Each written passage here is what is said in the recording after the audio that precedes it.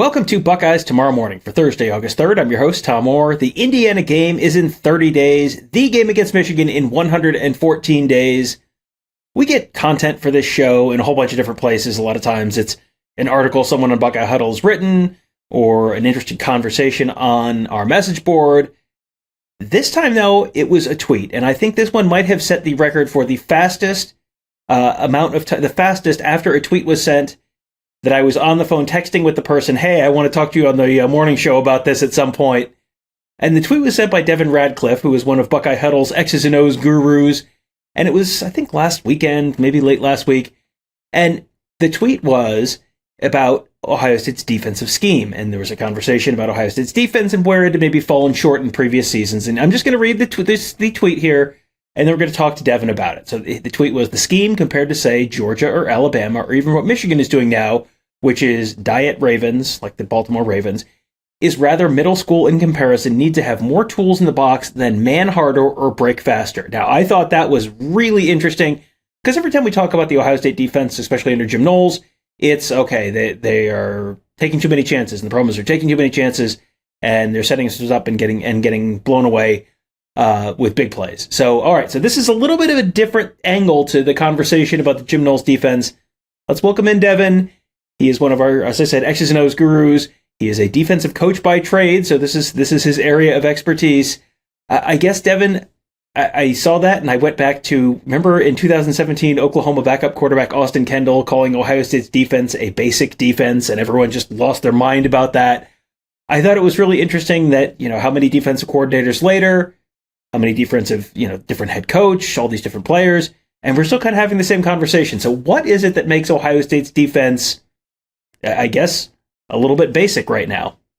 So right now, you kind of go back to, we'll start with just go back to Coach Dave, even though he brought up a great point about the Oklahoma game, and I had totally forgotten about that.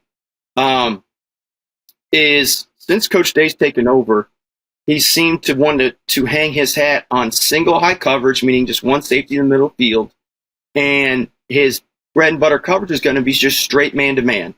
If you remember back to Coach Hafley when they implemented the, what they call him, the nickel corner, I believe, the Sean Wade position, was in there primarily to cover people, and played with three straight corners, not even a nickel, a nickel safety or nickel back. So as it's progressed, you kind of see him keep that even through Coach Combs, where, hey, we're going to have our corners be cover guys only, really, and they're going to play straight man-to-man, and our change-up coverage is still going to be single high, but it's going to be some variation of spot drop cover three, meaning the defenders all the particular area on the field they're responsible for. Now, if you play football at any level, high school, middle school, maybe even little league, this is pretty, and I don't mean this insulting, but pretty basic stuff. You get a pass read, you drop your specific marker on the field, you turn around and look at the quarterback. Used to hear the Ohio State guys say 99.9, meaning 99.9% of your vision's on the quarterback. We're going to look back at the quarterback, and we're going to break on the ball. So even now with Jim Knowles coming in, we're seeing that again. We're seeing man-to-man, we're seeing single high coverage, and we're seeing the change-up speed. Now with Jim Knowles, you're seeing more cover two variations, but you're still seeing that still cover three is the change-up, but the spot drop variation. The difference in what Coach Knowles is doing is how he gets there. So he's doing a lot more disguise within his three safety structure of who's going to be covering or how we're going to get to the coverage. But still, as I like to say when I'm having these discussions, if you pause at the end of the play and see where everyone's lined up, they're still getting to a spot drop coverage or straight man-to-man with a single high safety and a single middle of the field, or straight zero coverage, which we can, we all, if you're an Ohio State fan, you know where I'm getting at with that. And that's actually kind of different from Coach Knowles.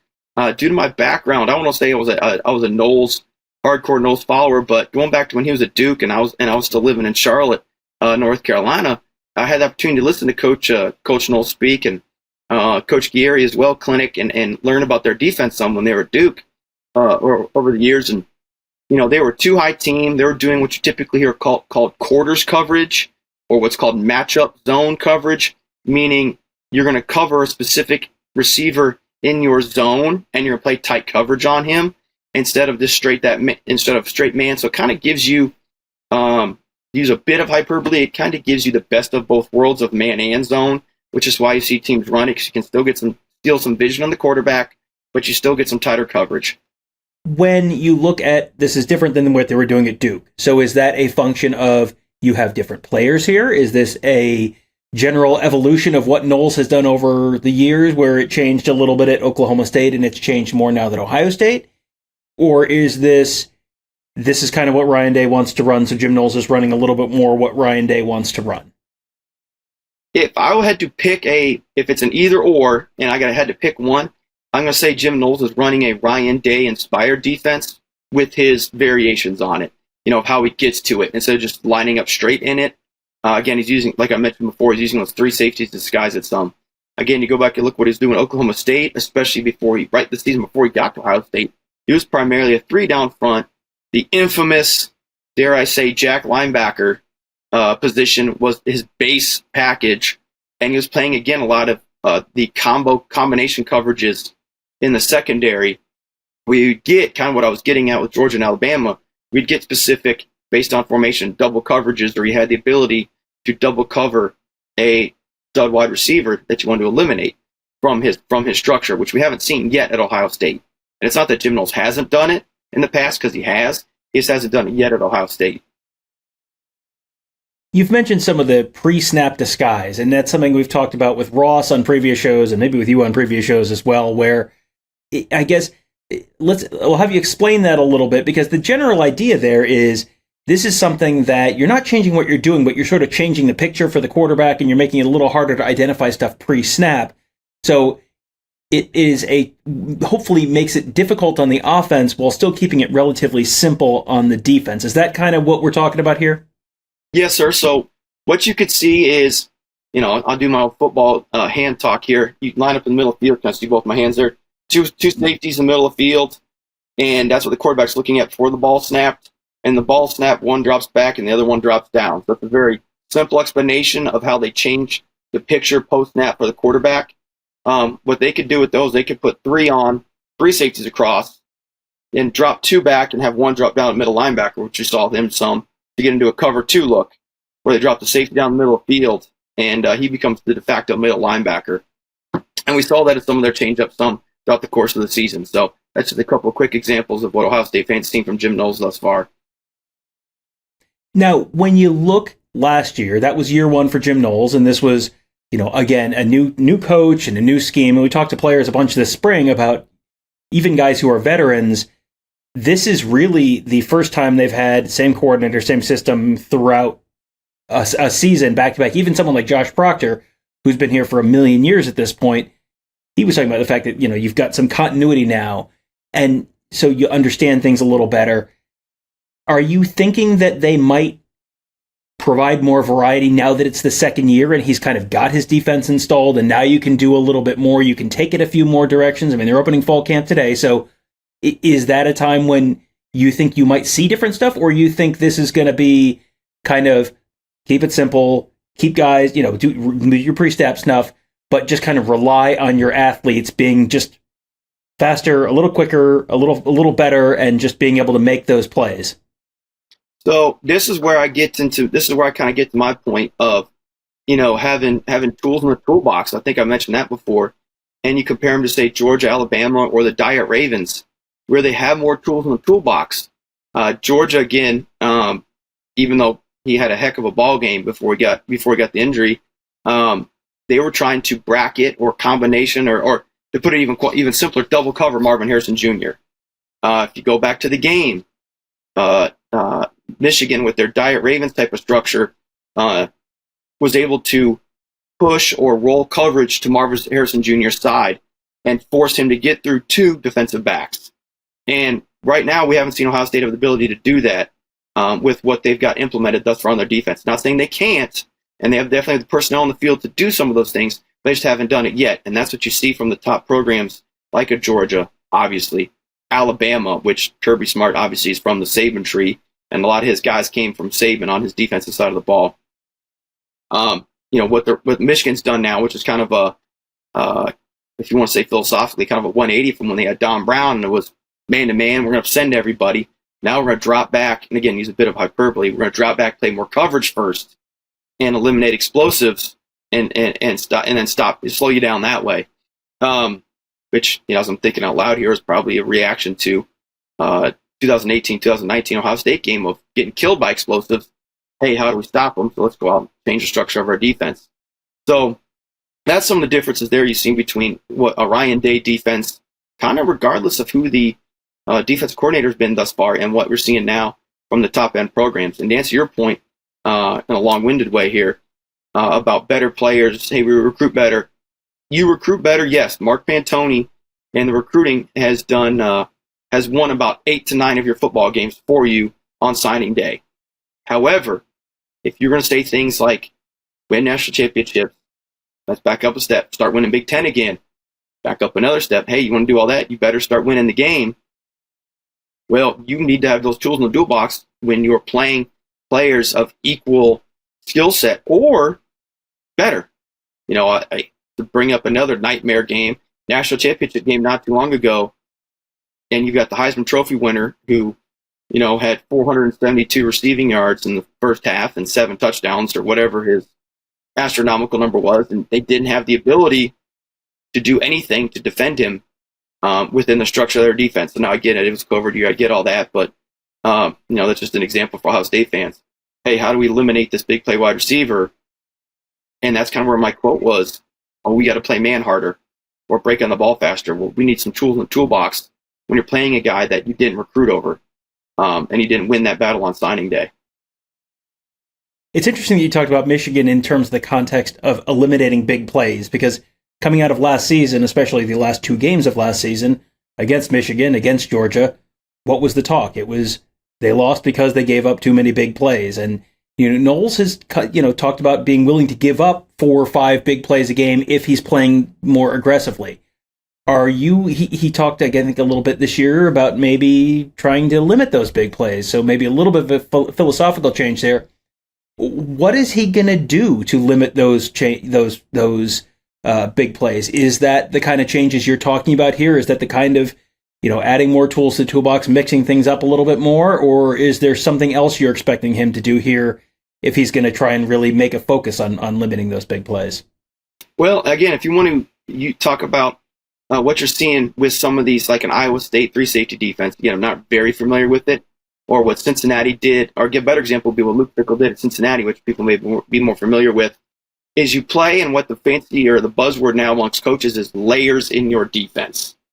And what you're trying to do is, instead of having your linebackers come flying upfield when they think it's a run play, and they just look, you pause the video and you see that the offensive line, defensive line linebackers are all kind of, stacked on top of each other, and you're not sure if it's run or pass or linebackers run through. You create a lot of tackles for loss that way, but everyone's in one line. The old buzzword used to be build a wall. You'd hear that a lot from coaches. Well, that mentality's kind of shifted, and the old mentality was, hey, we're going to build a wall. We're not going to let you get back to line of scrimmage. Well, what's happening now, especially with the spread and RPO game, and is, the running back, they got all the safety spread out. You don't have safety help. Well, the linebacker or the running back hits a crease in your wall. Well, there's no one there. Again, let's go back to the Michigan game. They had like 2 runs, I think, get out of the backfield, and they're both for 95 yards and a touchdown. So, they got all their rushing yards in about 2 plays, it seems like, because they creased that wall and there was no one there to put them on the ground. So what you're seeing now is linebackers almost, and I don't mean this quite literally, but the easiest way to explain it is slow play, almost like a safety used to. Hey, don't go until you know. And then once they know who's got the ball or know where the ball's going to hit, you hear coach speak like ball fits or track the ball. But once they know where the ball's going to go, you may give up. We're going to trade 2 or 3 yard gains consistently, but you're never going to get 20 because linebackers know where the ball's going to go before they go flying after it. Instead of just flying through the line of scrimmage, try and create tackle for loss. And the same thing with secondary. We're going to play more guys backed off. We're going to match up the routes. We're going to play with more vision on the quarterback so we know where that ball's going to go. So we're able to put it on the ground if it does happen to break past the line of scrimmage or when it breaks past the line of scrimmage. What's so fascinating about this to me is, you're trying to play fast and you're keeping things simple right now, and that's creating issues. But you go back 5-6 years during the Greg Schiano tenure as the defensive coordinator at Ohio State, and the criticism was that guys were overthinking. They couldn't play fast because things were maybe too complex. There were too many different things they had to keep an eye on or change. Is there a happy medium between those two? And what does that look like? Is that a mixture of you're just mixing up what you're doing so you're not as predictable? Is that some kind of middle ground philosophically between those two? I mean, what does success look like here? Because it feels like over the years, the criticism on Ohio State has been too far one direction, too far the other direction. Like, what does that middle look like? I think if you're just trying to keep it an Ohio State fan, and I'm going to go back a little bit, you go back to, let's say, Chris Ash. Chris Ash is going to find that sweet spot of we had just enough tools, to go back to the Alabama game. They were able to double cover. Was it Cooper? I believe that was a wide receiver. Amari Cooper, yep. They have, I know he had 2 touchdowns, but because the season low in yardage, he had like 90 yards receiving or something like that. Maybe even been less than that if I recall correctly. And they're able to double cover him because they had just enough tools in their toolbox that they're able to play 2-on-1 with him and force someone else try to beat him. Now, granted, it was Derrick Henry they were trying to force to beat him, so it got a little dicey there for a little bit, but nonetheless, they're able to take away their most explosive player. Go back even further, you had a guy like, and this is the guy I'm always talking about, is Jim Haycock. Kind of had an underdog defense and a lot of things that he was doing into his tenure. There's a lot of stuff we're seeing a lot of programs emulate now. He's able to play single high coverage, but play that matchup zone, where it gives you kind of the best of both worlds, tighter coverage on the receivers in your zone, but you still have some vision on the play. You're playing things with your run fits, and I think this is where a lot of teams are going to. You hear them talk about like dealing gaps, or another one you'll hear is react attack, meaning your defensive line doesn't necessarily just get off the ball and get up field. They're going to get off the ball, see what the offensive line's doing, and then attack. So that way they're almost fitting like linebackers as a defensive lineman, instead of just head down, get off the ball, and let's get off the field, try to make some plays happen. Hey, we're going to see what the offensive line's taking us to, and which, again, allows your linebackers to fit off them, play a little bit slower, and then explode to it once they know where the ball's going. So, again, to answer long-winded way of getting here I go, of how do you get it. There is a middle ground, and I think it's one of those things of what can you teach, what do you know, and you got to be all in alignment and making sure all 3 phases of your defense complement each other very well. All right, well, as we're talking, Ohio State is getting ready to open their fall camp. They open on Thursday morning. And is there something you are maybe most interested in seeing? We get a very limited window. We get to watch them on Thursday, and then we get to watch them next Friday, and that'll be about the extent of our chances to watch fall practice.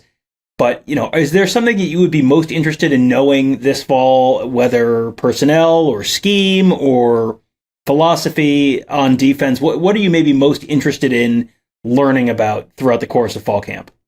As I'm thinking out loud here and having this conversation, if you think back to this time last year, it was, how is Jim Knowles going to adjust to the Big Ten?